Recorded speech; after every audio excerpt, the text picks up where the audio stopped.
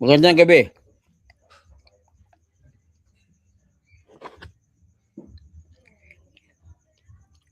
Magandang gabi po sa lahat.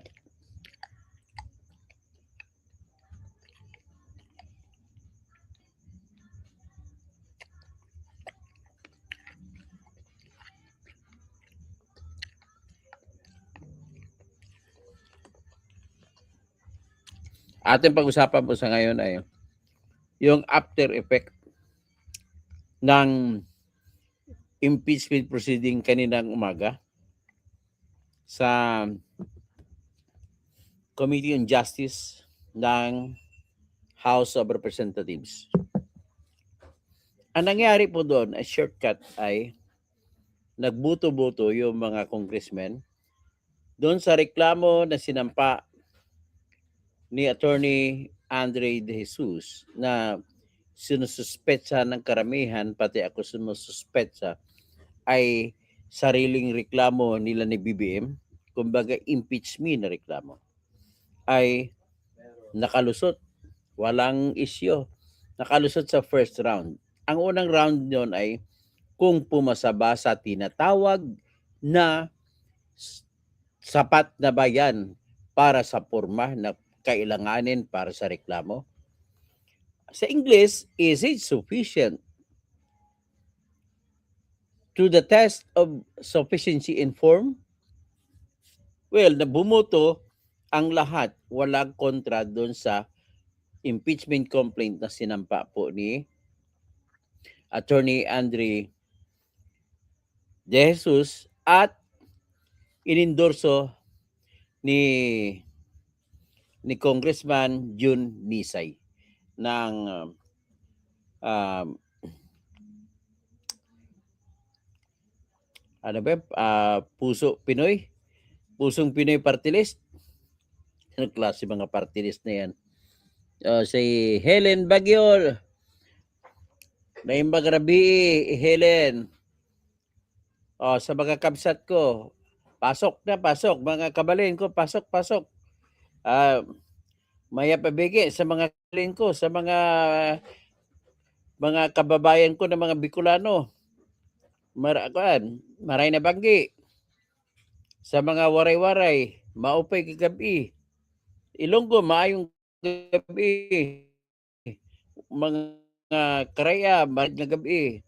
Sa mga Cebuano, maayong gabi. Sa mga Buholano, maayong gabi. Kaninyong tanan. Dadyon ka mo sa Toto Tirador, Dr. Toto Tirador Channel. Marayaw dum sa mga tausog. Buenas noches a la amigas y amigos in Zamboanga at todos chabacanos. Buenas noches también sa mga chabacano dyan sa Cavite. At saka maapya maggabi sa mga Maranao, ago Maguindanao. Sige, ito na yung pag-usapan natin. Nagpanic na sila. Nagpanic kasi inaprubahan sa unang round ang dalawang reklamo. Hindi pa natin pinag-usapan yung reklamo nila na Mike Defensora. Ang dalawang reklamo na sinampa nila ni Andre De Jesus, nakakampi nila ni Bongbong yun kasi abogado siya ni Lisa Marcos sa kasong sinampa laban kay Attorney Glenn Chong sa panlalait ni Attorney Glenn Chong kay Lisa Arreta Marcos. Yung pagsabi niya, sasampalin kita pag makita kita. Tapos, pumasa rin yung pangalawang reklamo na pinresenta po ng Makabayan Party List. Hindi party list, Makabayan mga congressmen. At sila po isa party list galing sa ACT Teachers Party List na party list ng aking kaibigan at hinahangaan na si Franz Castro at party list din ni Renico na Kabataan Party List na kasama ng kaibigan ko rin na si Raul Daniel Manuel at sa party list naman ng Gabriela. Kaya lang, medyo nagdududa ako sa inyo kasi Banwa na Raul Daniel Manuel. Bakit may mga taga-UP na namatay doon sa pagbubumba ng military doon sa mga kampo ng NPA doon sa Mindoro. So namatay doon 3 UP students.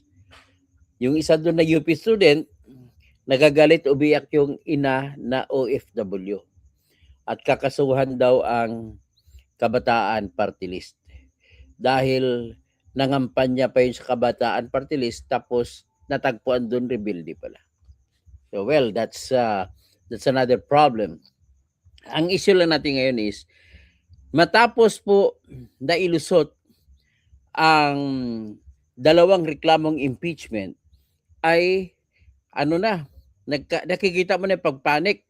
Ang unang panic dito na nakita ko ay si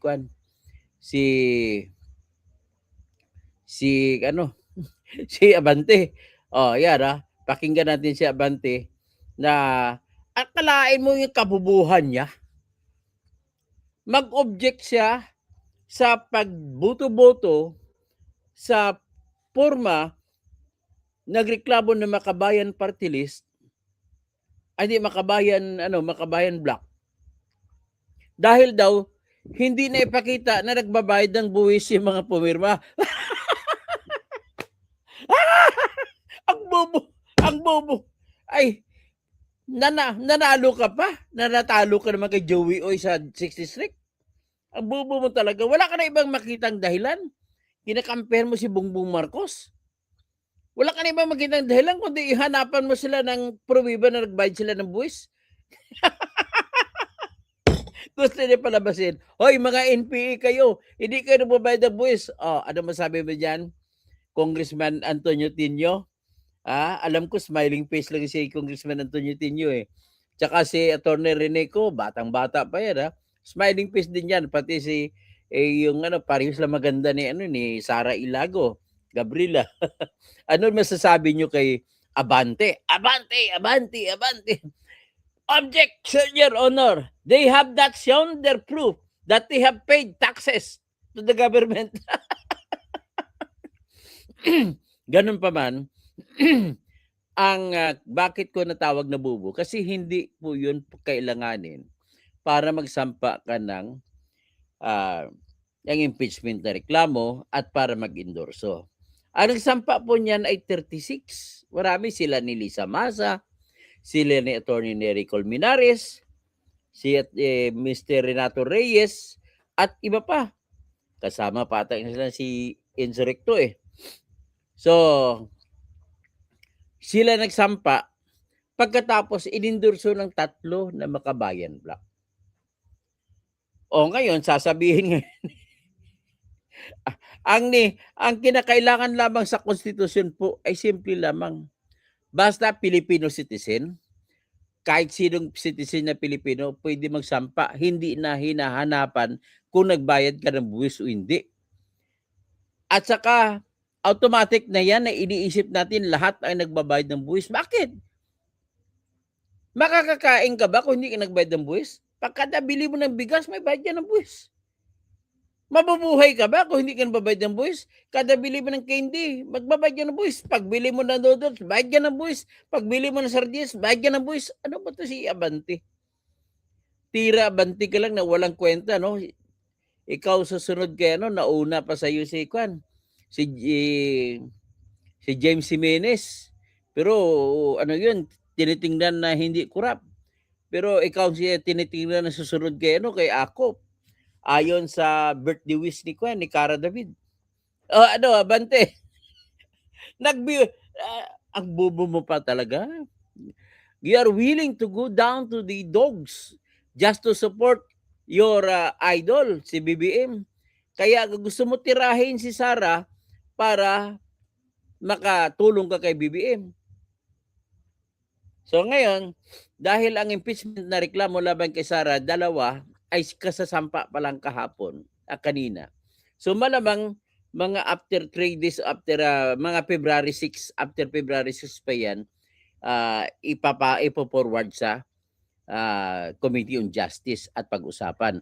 At sigurado naman ako, iba naman ang gagawin ni Abante diyan. Lahat ng reklamo ibubuto siya na so patient informed. 'Di ba, Abante? Nakakahiya ka talaga, Abante. O tingnan mo, pakinggan mo yung ginawa ni Abante na nakakahiya sa lahat.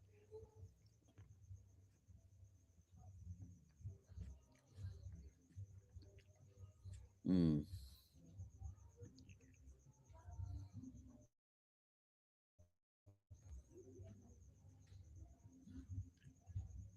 Ay, sumido.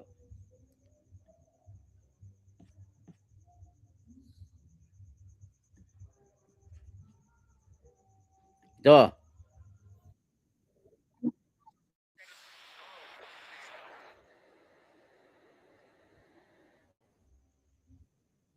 Si Egay Erese, sinuportahan niya ng complaint ng Makabayan Black. Kaya Abante, Abante.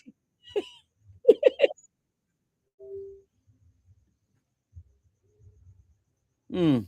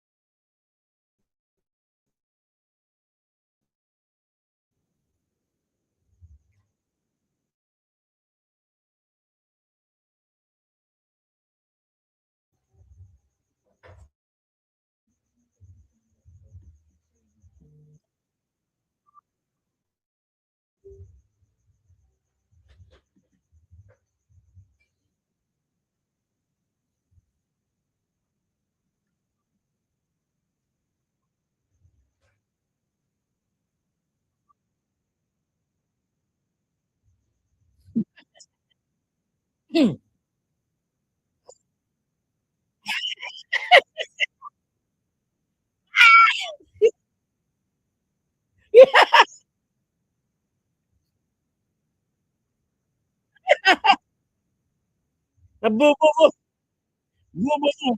Hindi na hinahanap ng konstitusyon. Hindi yan hinahanap ng konstitusyon, ugok. Ah, bobo. Bobo na congressman. O, nagkatabi pa kayong dalawa ni Roland Valeriano na bobo.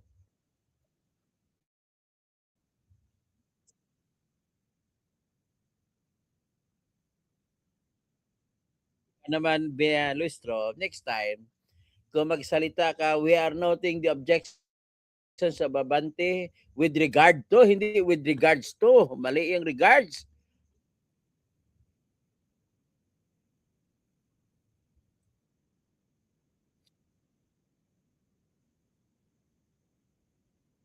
Ano ang point of order mo?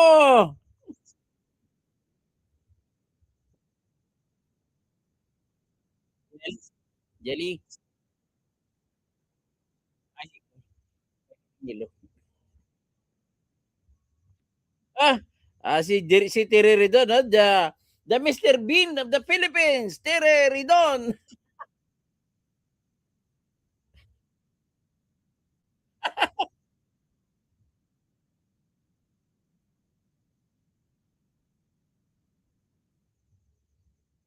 Bah, ilan siya? Marami. Ang bilang diyan 35 eh. Tapos siyam ang kumontra.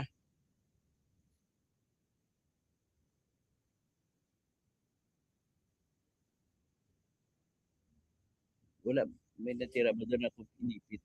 Wala na. Oh, alam mo,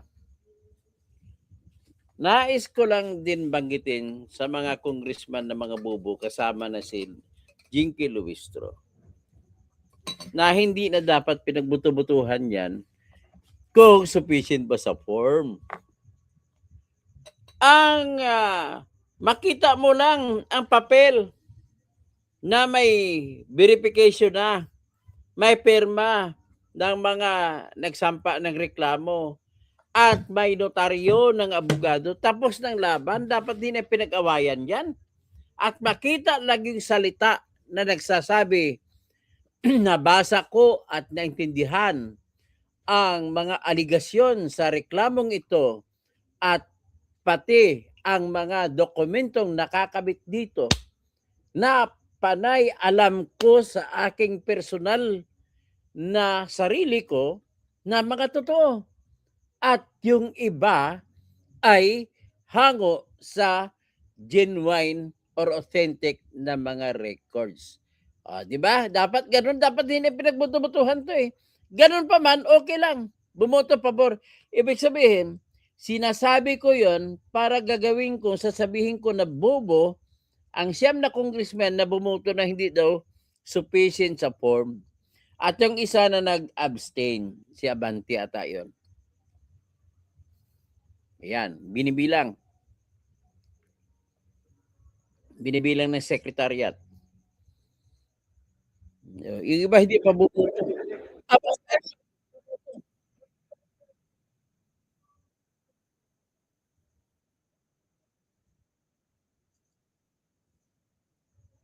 Mm.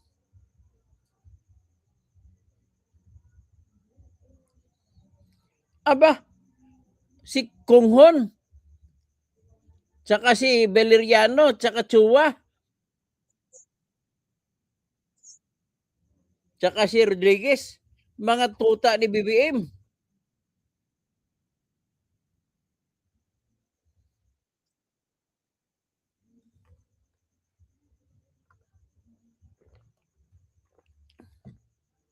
Okay? The votes.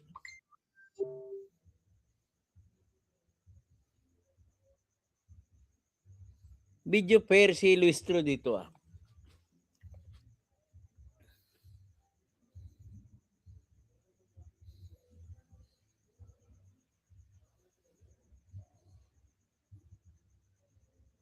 Ayan, boto, boto.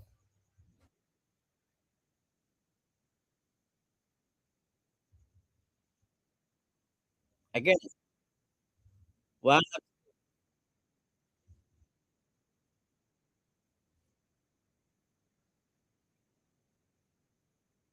Ah, okay.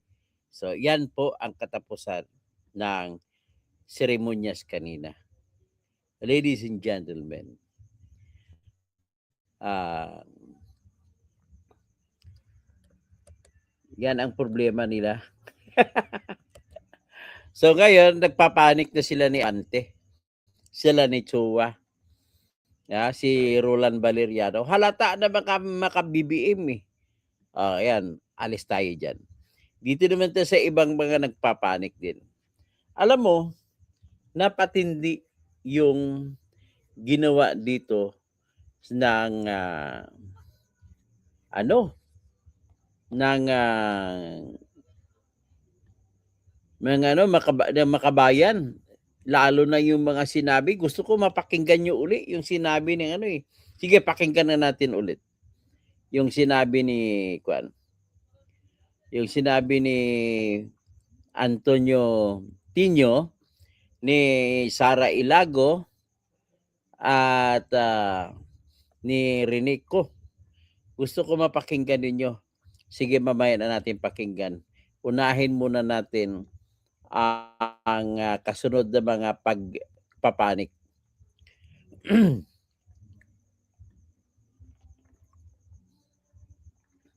Ito, medyo mahina lang internet natin na pagpasensyahan mo lang ako. Medyo mabagal ang internet.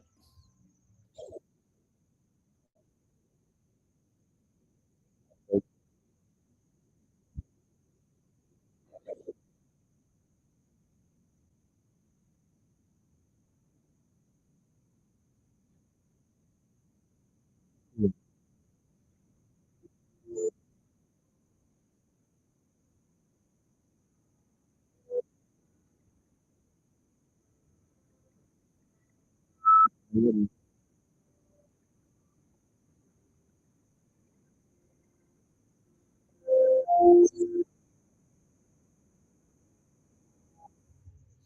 Yan. Pero tingnan muna natin yung iba.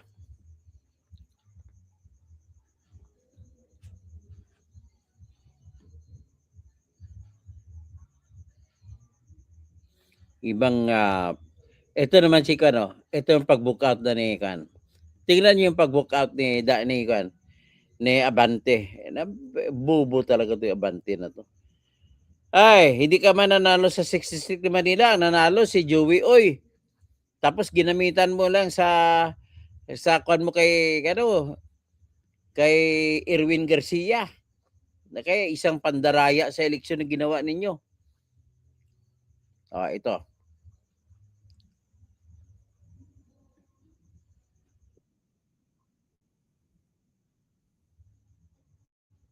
Yan siya.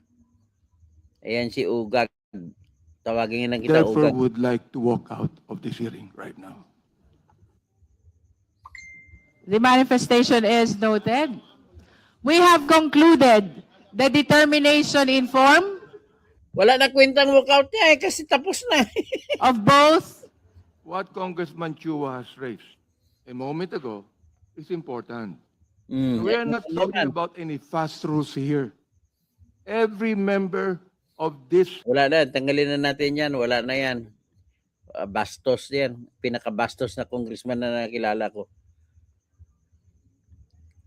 Hindi marunong hindi marunong kumilala na magiging na magiging tawag nito, magiging sport. He's a sports guy. Tapos ito naman dahil po sa matindi po ang laman ng reklamo nila ni Congressman Antonio Tinio, delikado si BBM sa totoo lang. At kung mapatunayan, bakit ano bang binabanggit nila ni Congressman Antonio Tinio? Yung sa pilitang pagbenta ng gold, 120 billion sa pilitang pagkuha ng pera ng PhilHealth na 90 billion at sinauli ang 30 at sa pilitang pagkuha ng pera ng Philippine Deposit Insurance Corporation. Naku, iyan ang mga binabanggit sa pilitang kinuha para ipundo sa flood control. Naku, delikado. Ngayon, dahil alam ni Remulla na tanging si Saldi lamang ang pinakamatinding testigo laban kay Bongbong Marcos, gumawa naman ng diskarte itong bobo na ombudsman. The first time I saw an ombudsman, so shall I call it sumuronic as Bonjing Remulla. Ito po siya. Tingnan natin. Sorry. Medyo nabusog tayo sa kinakain natin.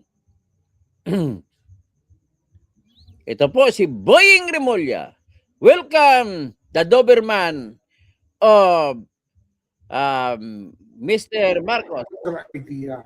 Yan ha. Pangatlo na itong kausap ko. Na merong may kaibigan ako na kaibigan ng mga pare. Tapos, sir, At meron daw kaibigan si Saldi ko na pare na kasama sa kakausapin namin. mhm. Yeah. Tapos, sir, you asked for... Kasi nanggaling daw si Saldi ko sa seminaryo noong araw. Mhm. He was a seminarian. So, yung classmate niya na naging pare, yun ang nag-broach ng idea. Pero pangatlo na itong kausap ko parang friends. Ibig sabihin, talagang nagkukumahog kayo na makuha nyo si Saldico na kumampi sa inyo. Akalain mong kaklase ni Saldico sa seminaryo kasi nag-aral ito pagkapare si Saldico, hindi lang natuloy, naging magnanakaw. O akalain mo yung kaklase niya na pare, Yun ngayon ang gagamitin ni Boying Rimulya. Nagmamadali siya na makausap si Saldico para madepensahan si BBM sa, sigurado ako nito, sa impeachment. Ang pinaka-problema talaga dyan, kapag lumitaw si Saldico, habang naglilitis, kung lilitaw si Saldico, pinaka-delikado sa lahat. O, pakinggan natin si Boying. First na. Mhm. Pangatlong tuloy na yan. Mhm. So mukha talagang nakikipag-ugnayan para Hindi ko makapunta alam. sa Hindi inyo. nakipag-ugnayan si Saldico sa inyo. Kayo nakikipag-ugnayan kay Saldico. Balikan mo ang kwento uli. Oh. Pakinggan natin. Na may kaibigan ako na kaibigan ng mga pare. Tapos sir, At meron daw kaibigan si Saldico na pare na kasama sa kakausapin namin. mhm. Kayo kakausap pa lang. Tapos sir, Hindi si Saldico kakausap sa inyo. Kayo kakausap kay Saldico. you asked for Kasi nanggaling daw si Saldico sa seminaryo noong araw. Mhm. He was a seminarian. So, yung classmate niya na naging pare, yun know, Alam mo, Boyeng, sa ginagawa mo yan, Boyeng, naging instrumento ka ng pagnanakaw. Itatago mo yung pagnanakaw. Mali-mali tambag, paano yun may tatanggi yun? nag-broach ng idea. Pero pangatlo na itong kausap ko parang third source na. Mhm. At pangatlong tuloy na yan. Mhm. So mukha talagang nakikipag-ugnayan para Hindi ko alam. makapunta sa inyo. Hindi Sa akin kasi, kasi itong reporter ito magtanong, hindi nga nagkipag-ugnayan eh, bakit ganun ang tanong mo? Kabubo, sino bang reporter to? Taga Jimmy 7? kung pwedeng pag-usapan na. Kasi, Ha. ano to limit Pwede pag-usapan. Ganun lang gagawin ninyo sa ninakaw ninyo sa Pilipinas, pag-usapan lang. Sampaling kita pag makita kita eh. Tadong oras natin dito Dapat matapos kagad yung ganitong problema. Kasi bitin-bitin ang bansa natin Yeah. Nasa bingit Tinibitin. Ninakaw niya, pag-usapan lang, ninakaw. tayo ng kahirapan dito pag hindi natin inalis ito. Tapos sir, may hiningi kayo sa kampo niya ni Zaldico. Oh, hindi. Sabi ko nga, basta restitution, pag-usapan kagad. Oh, Kasi restitution, pag-usapan. Bubo ka ba? Gusto mo kumita? Sinabi na nga bawal sa batas, hindi nakalagay sa batas. Ano ba ang puntos nyo? Ladies and gentlemen, yung restitution na ginagawa pagnanakaw nila mula sa magnanakaw. Kasi tanging korte lamang ang nakakaalam kung magkano ang ninakaw. Kaya hindi nyo pwedeng pangunahan ng korte kung magkano ang dapat isauli ng sinasabi ninyo na nagnakaw. kung talagang willing kayo, then mas uli kayo. Eh, kunwari ka pa. So kailangan ba mag-restitute muna bago kayo Hindi makipag-usap? naman, Or hindi naman. Kaya lang, that's always part of the opposition. Kasi kung iintay mo na ang korte ang magsasabi kung magkano isa sa uli. Mali ka, Boying. Kapag halimbawa, ang ninakaw 100 million, example lang, Boying, para maintindihan ng nakikinig sa akin. Tapos, mag-usap tayo. Sige, hindi nyo na ko bilang ko, magbibigay ko 50 million. Ibig sabihin, may matitira pa ang lahat ng ninakaw ay hindi masasauli. Pero kung idaan mo sa korte yan, tanging korte ang mag-utos na isauli ang pera kung magkano ang ninakaw. Tanging korte lamang nakakaalam kung magkano ninakaw. Tapos ang gusto nyo mangyari, tatanggapin nyo agad. Tapos style ninyo. O sige, Saldico, bigyan mo lamang ako ng 20 billion.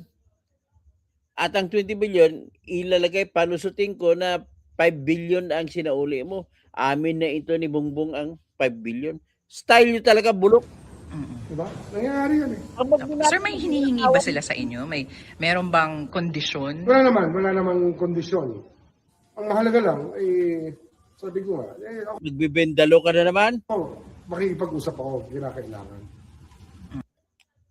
Makipag-usap ka kung kinakailangan. Ikaw nagsasabi, makipag-usap ka, kinakailangan pala talaga. Para hindi magsalita si Saldico. Pag magsalita, patay kayong lahat. Pero sir, itong sinasabi niya na mag-restitute. Nagpapanik na kasi pumasa na sa unang hakbang. Ang mga reklamo laban kay BBM, nagkukumahog na. Ako mismo. Siguro naman, Sunod kasi pag-usapan, maghahanap pa ng ebidensya. May ebidensya ba? May ebidensya ba? Yun. nakarating na yun. Sabi ko naman sa kanila, dapat yan ang una nating isama sa usapan. Ano lang, makipag-usap ka, wala kang kasalanan, tapos wala kang bibigay, wala Mga katwiran mo, halata ka na, Boying. Gusto mo lang kumita. kang isa Saudi. Ano pag-uusapan natin? Mm-mm. Di ba? Wala kayong pag-uusapan. Ano bang pag-uusapan nyo? Kung wala sa Saudi, di ba? Di ba? Boying, bistado ka na. Gusto mo lang ibulsa. Pag-uusap. Was it to po? Hindi siguro ano yan, hindi ko, mga well-meaning people want to bridge, to serve as a bridge. Kasi nga, third hand na yan eh. But of course, we still entertain it because it's part of the job. It's part of the job. Job nyo para itago ang mukha ni BBM na hindi mapaparusahan. Kasama sa trabaho yun. Pero hindi ba siya nagko-contradict? Kasi naman, after yung news na yan, biglang nag-file sila sa Supreme Court. Mga abogado yung kanya-kanyang takbo. Yes, style mo. Hindi ka man lang nagiging trial lawyer eh. Diskarte mo. Mali nga, na-analyze ko na yung reklamo sinampa laban kay Bong Revilla. Hindi tatayo yan, matatalo kayo doon. O sinampa nyo kay Saldico, matatalo kayo doon. Bakit ko nasabi matatalo? Ladies and gentlemen, inakusahan po nila si Bong Revilla na kumuha ng 72.8 million, 92.8 million binulsa. Paano mangyari kung hindi ninyo mapapatunayan na si Bong Revilla ang nagpatakbo ng proyekto? Kayo naman mismo nagsabi na nagpatakbo ng proyekto mga engineers. At saka kasabwat din doon ang yung may-ari ng construction firm na siya pa nag-withdraw mula sa bangko. Paano binibigay yung kay Bong Revilla? Tapos ang inyong ebidensya, si Bernardo nagbigay ng 375 million kay Bong Revilla. Iba yun. Hindi yung konektado sa 92.8 million. Sobra ka kabubo talaga. Ano naman yan, may patak yan eh. May singil yan sa bawat pleading eh. Di ba? Every stage of any proceeding. Binababoy mo pa lahat mga abogado dahil lang naniningil kada pahina ng pleading. Kaya ginawa yung Hindi po, tama po yun. Nabasa ko yun. Tama yun. Importante yun para mapapahiya kayo. May singil ng abogado. Pero sir, magpa-prosper ba? Uusad ba at the very least yung sa Supreme Court po na petition Ako sa Supreme Court ko, ako tanongin mo, mag-prosper yun. or hindi tingin po? ko hindi. Yun nga, kasi fugitive from justice. Kaya hindi siya fugitive from justice. Ang fugitive from justice po, para maturuan ko kayo mga subscribers ko, ay yaong mga tao na alam niya na, kailangan malaman niya muna na may kaso siya at tumakbo siya. Pero kung hindi niya alam na may kaso siya, kailangan natanggap niya mismo ang kaso. Saka siya tumakbo. Kung alam, pero kung hindi niya alam, hindi mo siya matatawag na fugitive from justice. At isa pa, sinulat ni Senior Associate Justice Marvic Leonin sa kanyang dissenting opinion doon sa Valyacar case na hindi lahat ng mga hindi nakapagpakita ay fugitive. Kasi kailangan mo protektahan ang mga biktima ng politika. Hindi mo wish siya. Ang sinasabi lang ng Supreme Court yun, kung nakakulong ka, may karapatan ka. Pero kung ikaw tumatakas Ang sinasabi mo, Boyeng, kabubo sa general rule yan. Mayroong exception. sa batas, wala kang karapatan. Di ba? Tama naman yun eh. Hindi naman mga abogado yung mga media. Bakit mo, di ba? Hindi naman sila abogado. Tama naman yun. Pero sir, may very Hindi mo tanong, hindi mo sabi na tama naman yun. kung maisubmit na dun sa... Kakausapin ko talaga, titignan ko kung saan sila aabot. Kasi nga, kung kami Gusto mo kung bakit mo gusto usapin. Una, pagkapirahan mo.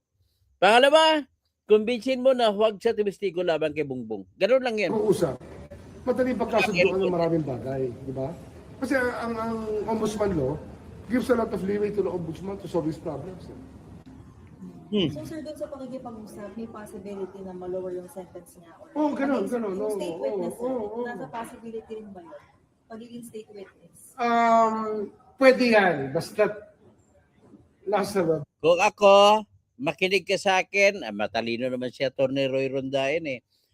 Panyero Roy Rondaen, huwag kayong paguyo dyan kay Boying. Sabihin mo kay, o ikaw man, kung nakikinig ka sa akin ngayon, ilisaldi ko, the best way for you out is this. Pag wala na yung danger sa life mo, magpakita ka, mag-surrender ka sa court. Pagkatapos, titistigo ka, apply ka sa korte mismo at korte na mismo magsabi na ikaw ay gagawing state witness. Huwag yung grupo nila ni Boying Rimulya. Dahilan. Depende sa dahilan yan. Sa ngayon, wala akong nakikita.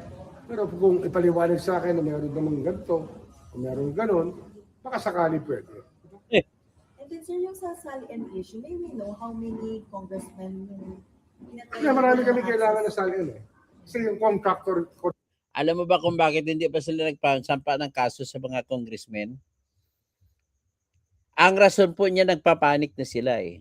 Kasi magsasampa talaga ng impeachment complaint. Kailangan nila yung mga congressmen na yun ay huwag nilang galitin. Kasi kung magagalit, boboto na ipa-impeach si BBM. Kaya sa dami-dami ng congressmen, 67 congressmen, kung boboto lahat yan, sasama sa minority, patay kang bata ka. Patay si BBM. Di ba? Ano talaga, gusto niyo pa kami guyuin eh. Mas matalino ang tao sa iyo.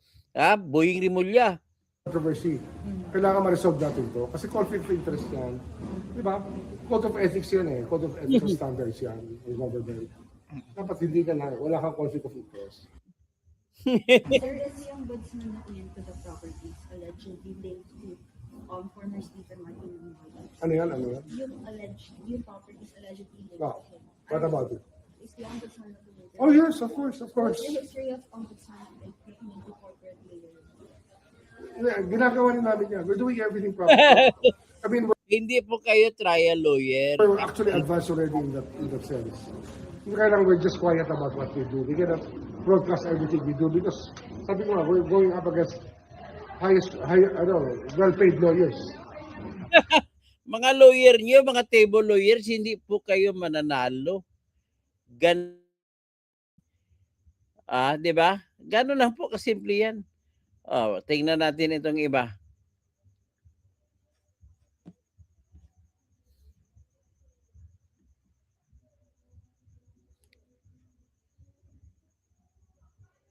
Ito. Ito naman. Tama ng puntos dito ng mga reaction ni Toby Chanko na halos sabihin mo kamag-anak ni Bongbong Marcos. Iba naman po yung kanyang punto de vista, which is tama. Sabi niya,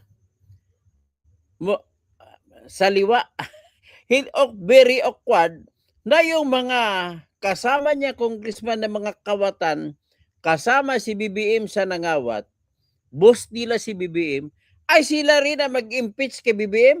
Parang asan ang katarungan dyan? Ay nako, saka makakita ang kumakaso sa kanya nga yung kasama niya sa sindikato sa pagnanakaw. Di ba nakakanya, walang moral authority ang sabi ni Kwan. Pakinggan natin si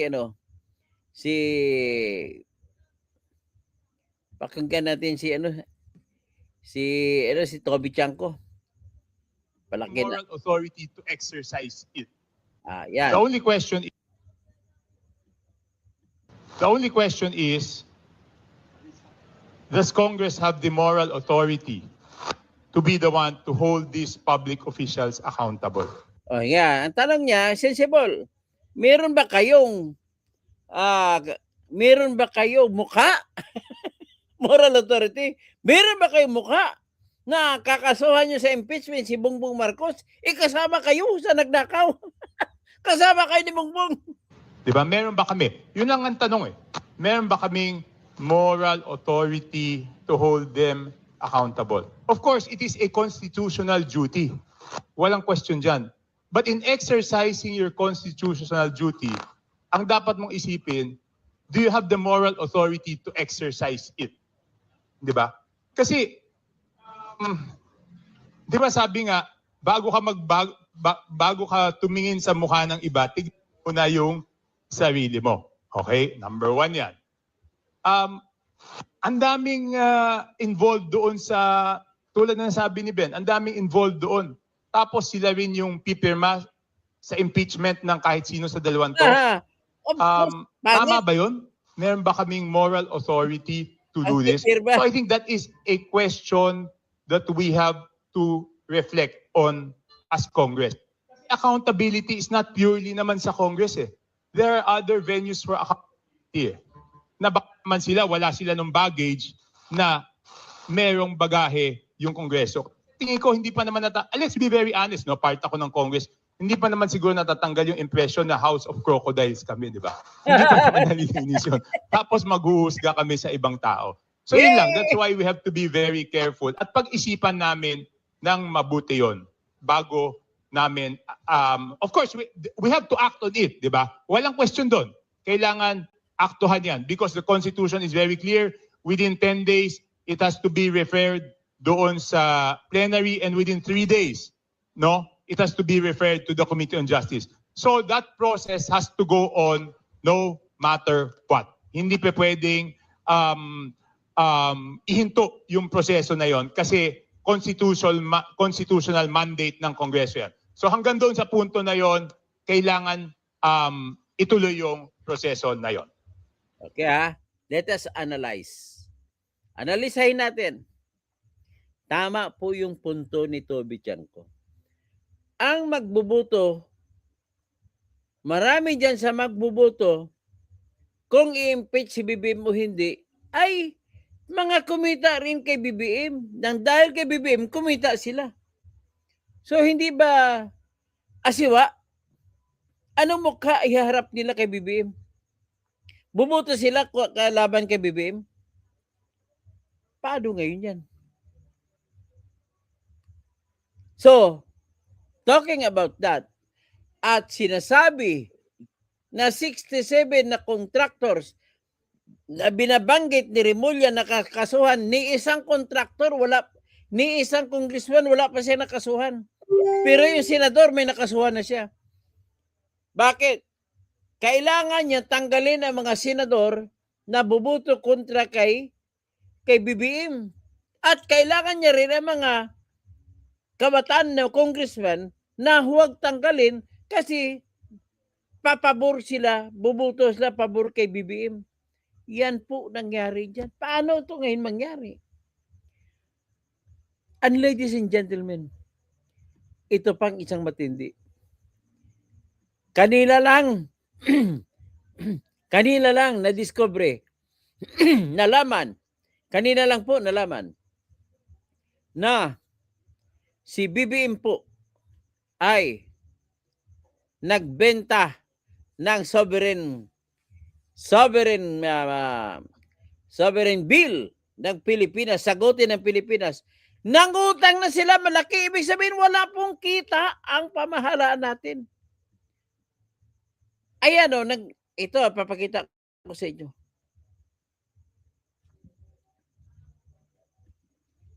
Nangutang na naman. Resulta po ito ng pagnanakaw nila. Ayan, pakinggan nyo. May kasulat to, in case you missed it, the Philippine government borrowed $52.75 billion or 163 billion pesos in 2026. Ito lang, kauutang lamang.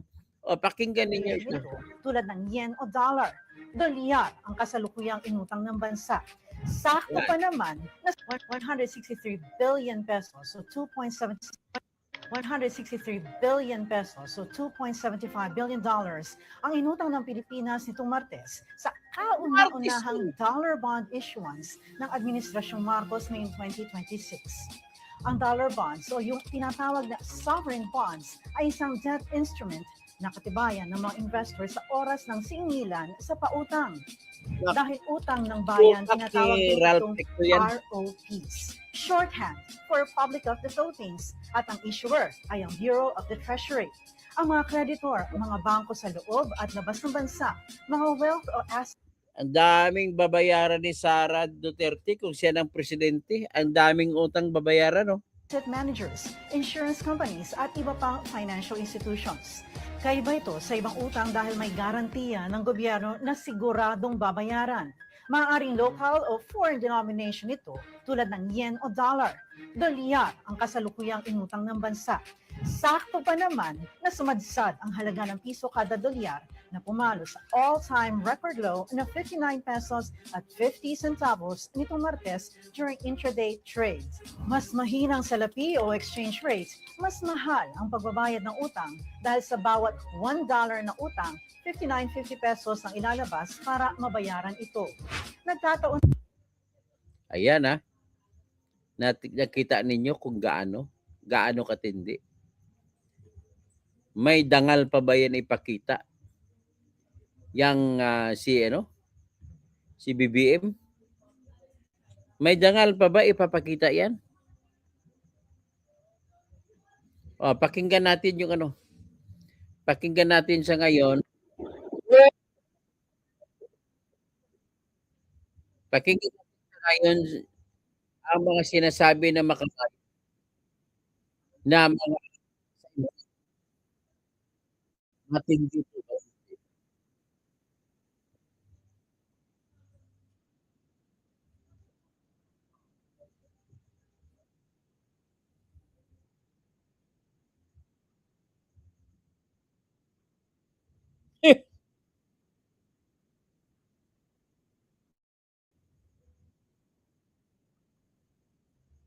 Wala yan. Kupal yan. Pakinggan natin yung ulit yung matindi yung banat ni Congressman Tinio.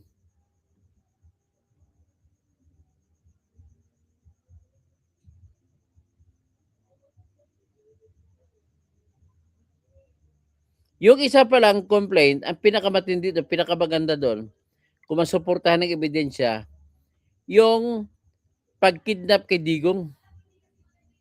So ginamit yung pagkidnap kay Digong na rason para i-impeach si BBM.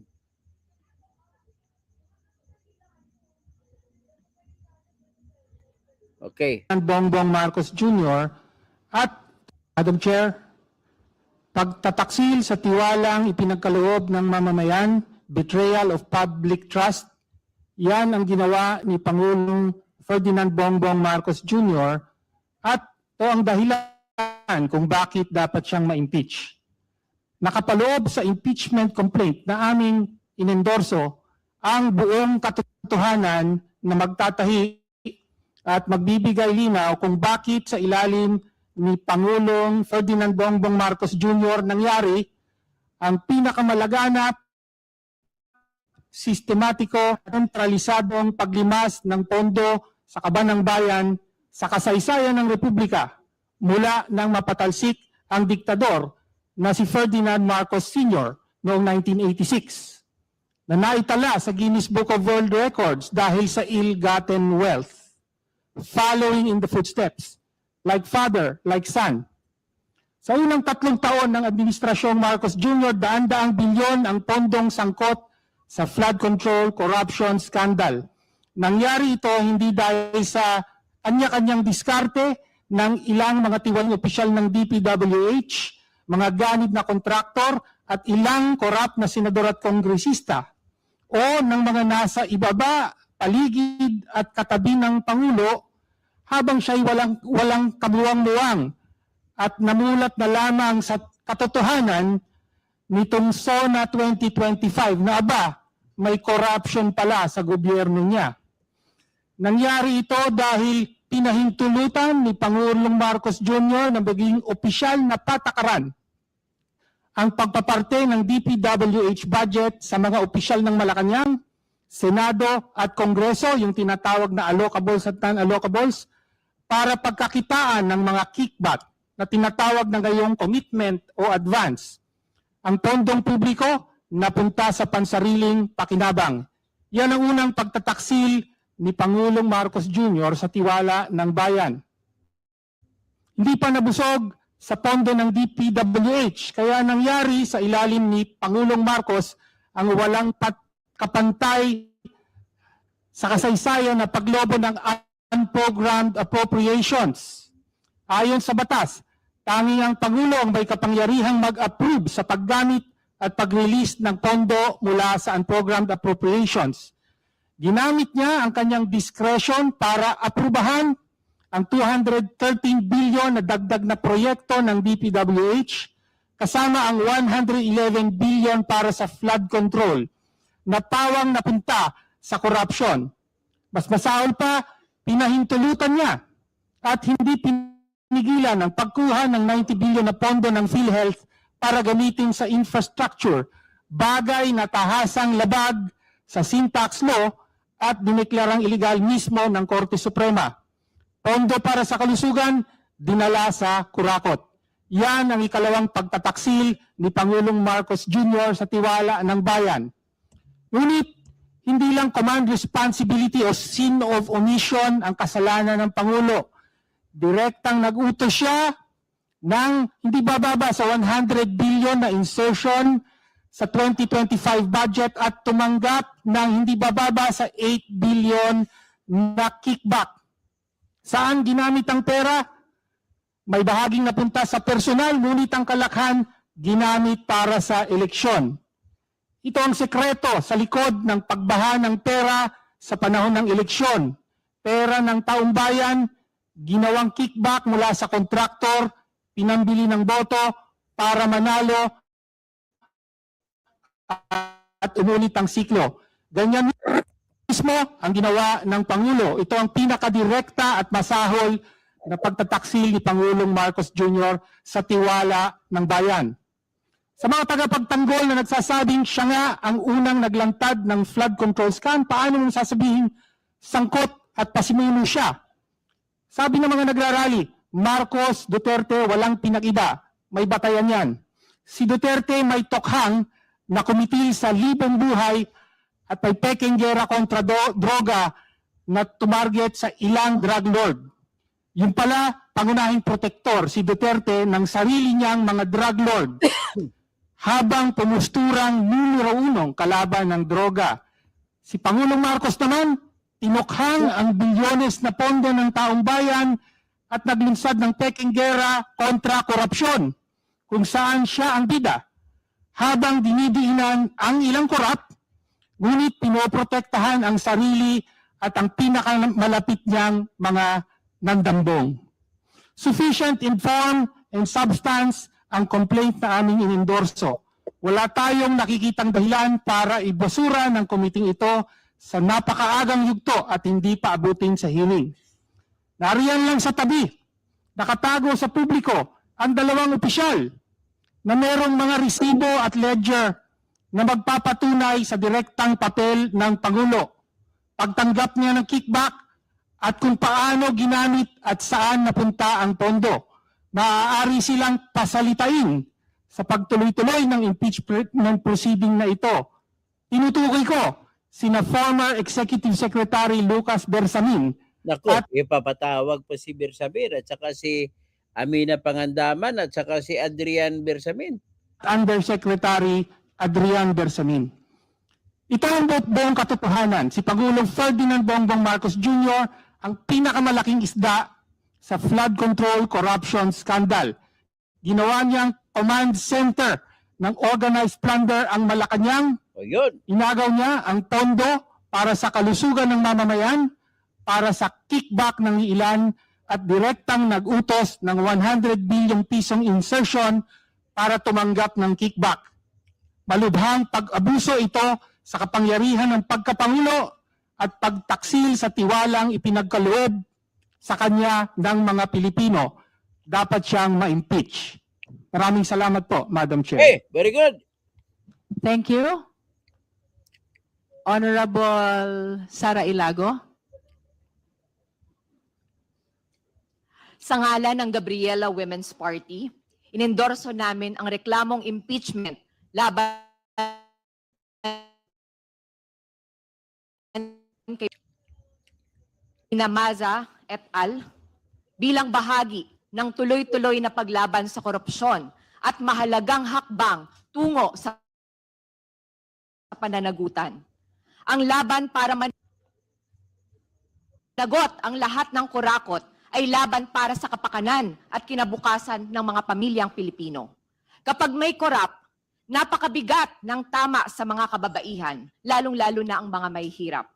Sa mga nanay na naghahanap buhay sa gitna ng tumataas na presyo ng bilihin, sa mga babaeng manggagawang pinipiga ng kontraktualisasyon at barat na sahod, at sa mga biktima ng karahasan na pinabayaan ng isang sistemang walang hustisya. We are endorsing this verified impeachment complaint, which presents acts of betrayal of public trust, demonstrating command responsibility and personal culpability of the President himself. The adoption and implementation of the baseline balance managed parametric formula, which institutionalized systemic corruption, sa sadyang paggawa at pagdisenyo ng sistema kung saan ang priorities of leaders ang mas sinusunod kaysa sa technical requirements at pangangailangan ng ating mga communities. Ang flood control program na dapat sana ay para sa pag-iwas sa sakuna at kaligtasan ng publiko ay ginawa ng makinarya para sa malawakang pagnanakaw. We have also seen how public funds meant for urgent national needs are turned into the administration's presidential pork barrel. Sa pag-authorize ng Pangulo sa release ng 213 billion pesos ng unprogrammed appropriations, kung saan ang 111 billion pesos para sa flood control projects na pinili batay sa priorities ng leaders lang, ang pondo para dapat sa pagtugon sa pagbabaha at kalamidad ay ginawang pondo para sa sistematikong katiwalian. Hindi ito basta lamang paggamit ng kapangyarihan, ito ay pagtataksil sa tiwala ng taong bayan. Dagdag pa, ang pagbibitiw ng kanyang mga pinakamatataas na opisyal matapos ang mga seryosong aligasyon ng mga kickback ay nagpapatunay na ang bakas ng katiwalian ay hanggang sa Malacanang. Wala man lang ipinatawag at humarap sa mga investigasyon sa kanila. May resignations pero wala man lang thorough investigation. Walang kahit anong investigasyon tungkol sa kinalaman mismo ng palasyo at ng Pangulo mismo bilang nasa tuktok ng kapangyarihan. Hindi ito pwedeng palusutin. Para po sa akin, bilang isa sa mga endorsers, the most painful proof of this betrayal of public trust is felt not just in these documents of the verified impeachment complaint, but in the lives of our people. Habang bilyong-bilyong piso ang kinakamkam ng mga kurakot sa ilalim ng pamumuno ng Pangulo, pasan-pasan ng mga ordinaryong Pilipino ang matataas at mabibigat na buwis. Ang value-added tax o VAT sa pagkain at mga pangunahing bilihin, excise tax sa langis, ang patuloy na pagtaas ng mga bayarin sa kuryente at iba pang utilities, ang lahat ng ito ay pumapasok sa kaban ng bayan. Isang kaban na direktang ninanakaw sa pamamagitan ng mga mekanismo na kanyang ginamit at naipatupad. Ang perang pinagpawisan ng mga manggagawa, ng mga driver, ng mga magsasaka, ng ordinaryong mamamayan ay napupunta sa mga bulsa ng mga kurakot. Therefore, I urge every member of the House Committee on Justice and of the entire House of Representatives, the substance of this complaint is more than sufficient. Makatwiran at makatarungan ang impeachment complaint na ito. Huwag nating ipagkait sa taong bayan ang karapatan sa katotohanan. Huwag nating ipagkait sa taong bayan ang karapatan sa pananagutan. Maraming salamat. Okay. Next, si Attorney Renico. Before we proceed, may we acknowledge the presence of the Honorable Crispin Diego M. D. Remulla, Deputy Majority Leader, and the Honorable Bienvenido M. Abante from the 6th District of Manila. Thank you for coming. Now, Honorable Reneco. Madam Chair, mga kapwa ko mambabatas at sa mamamayang Pilipino. Nasa harap ninyo ako ngayon bilang kinatawan ng kabataan at isa sa 3 miyembro ng Kamara na nag-endorso ng verified complaint mula sa taong bayan. 36 na individual mula sa iba't ibang sektor para sa impeachment ni Pangulong Ferdinand Romualdez Marcos Jr. dahil sa kanyang pagtataksil sa tiwala ng publiko sa kanya o betrayal of public trust na alinsunod sa konstitusyon ay isang marapat na batayan para matanggal siya sa kanyang pwesto. The Constitution says public office is a public trust. Iniutos ng saligang batas sa mga pampublikong opisyales na lagi silang magkaroon ng pananagutan sa taong bayan, mamuhay ng simple, at maglingkod sa mamamayan ng may pinakamataas na katapatan, responsibilidad, at integridad. Madam Chair, sa nagdaang mga buwan at taon, Anyway, ang mga binanggit niya, medyo paulit lang yan, sa ibang lingwahe lang ginagamit. Siguro sa ngayon ay ipapakita ko lang sa iyo sandali ang mga mali-malitang pera na binigay ni Saldico kay BBM at saka kay Romualdez. Kaya ito po, kung lumabas lamang si Saldico, tapos na ang maligayang araw ni BBM. At ditong mga mali-maleta kasi ito may kasamang recording sa video sa kanyang cellphone. At kasama mga text messages nila sa isa't isa kung ide-deliver at kinunan mismo yung pagbibilang ng pera. Kaya ganun katindi po ang ebidensya laban kay BBM. Ito po yung betrayal of public trust sa high corruption, high crime. Yan na. So ano yan?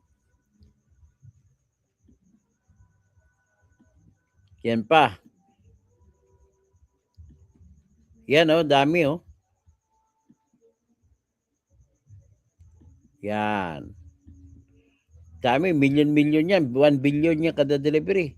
Kalahati lang, minsan kalahating milyon. Yan po, ganun karami po. Ayan. Pag umuwi si Saldico dito, patay kang bata ka. Kaya nagpupumilit si Remulla na kakausapin si Saldico. Ay sa palagay ko hindi na papayag si Saldico sa kanila. Ang diskarte lang naman nakakasuhan si Saldico para matakot, susuko sa kanila. Ang problema hindi natakot, lumaban pa lalo eh.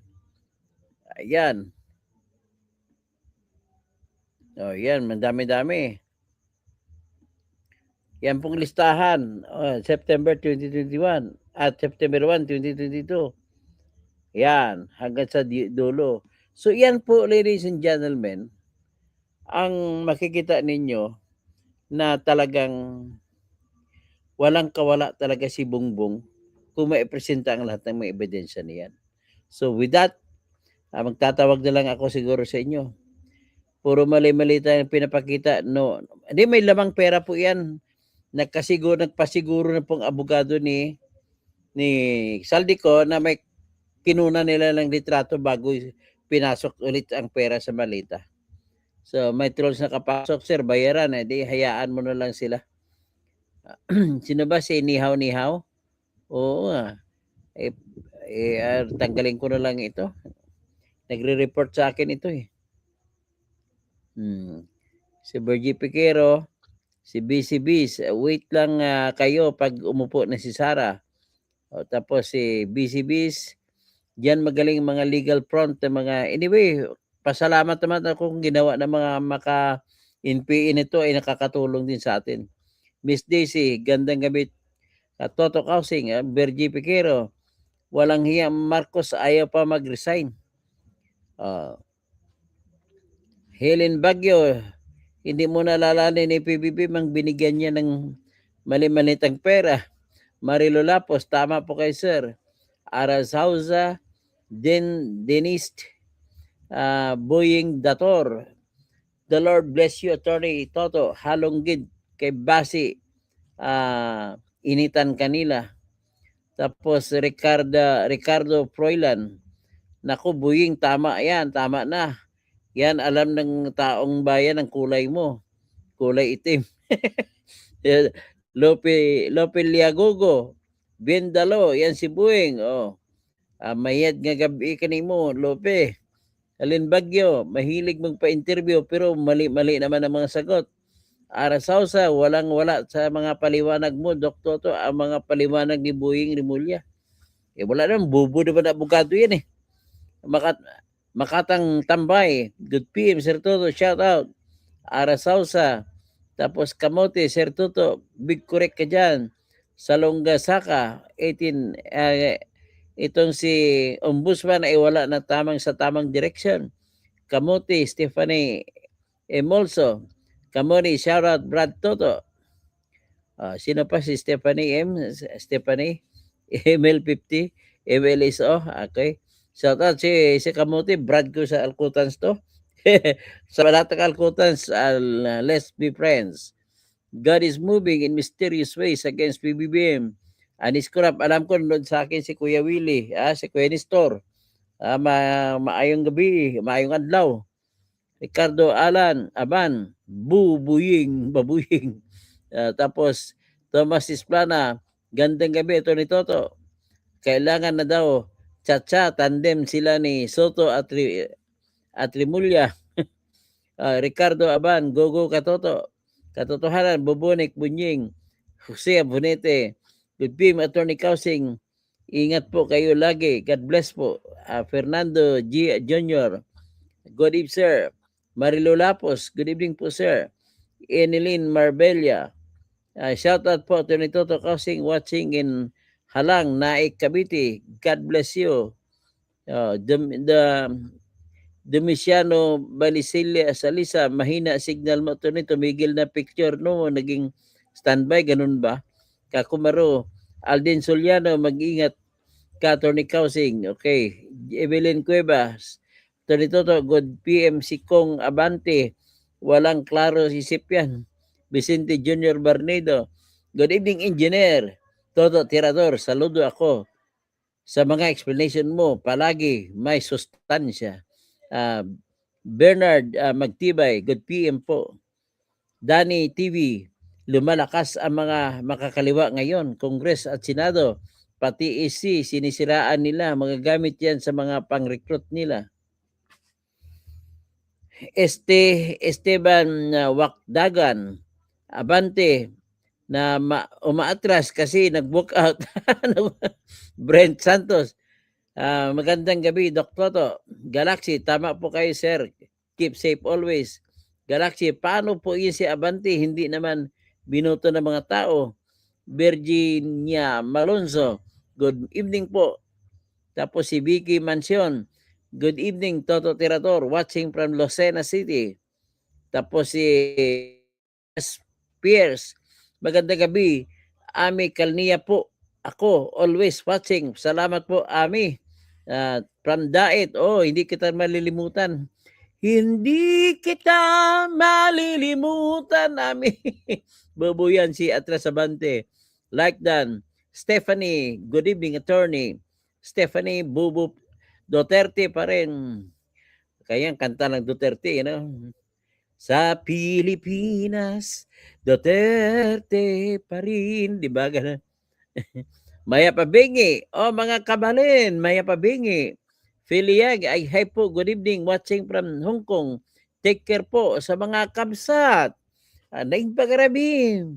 Host, nanood po ako sa discussion mo sa Article 118 RPC, ang ganda. At your service, good evening, Sir Toto. Darlo Arellano, good evening, Sir Toto. Dr. Toto, okay. Argo, hello host.